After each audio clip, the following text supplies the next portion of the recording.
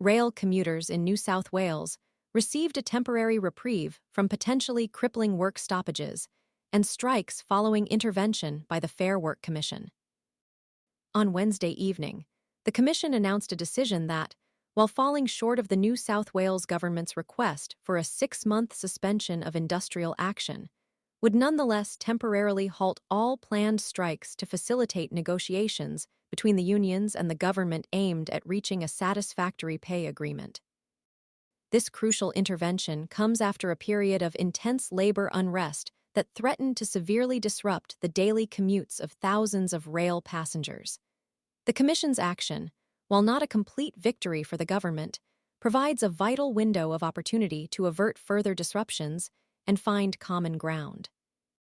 The hope is that this temporary cessation of industrial action will allow for focused and productive negotiations, ultimately leading to a resolution that benefits both the rail workers and the broader community. The prospect of a swift resolution had appeared promising earlier, on February 12th, when a potential agreement seemed within reach. However, negotiations subsequently collapsed after the unions unexpectedly introduced a demand for a substantial one-off payment of $4,500 for each employee, a significant escalation that proved to be a major stumbling block in the process.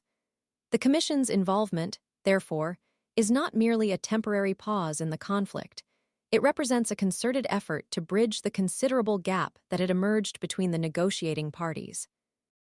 The Commission's role is expected to involve mediating discussions, clarifying outstanding issues, and facilitating compromises to ensure a fair and equitable outcome that addresses the concerns of both the unions and the state government. The ultimate goal remains the avoidance of further damaging industrial action and the restoration of stable and reliable rail services for commuters. The success of this intervention hinges on the willingness of all parties to engage in constructive dialogue and prioritize finding a mutually acceptable solution. The coming days will be critical in determining the long-term impact of this temporary reprieve on the ongoing labor dispute.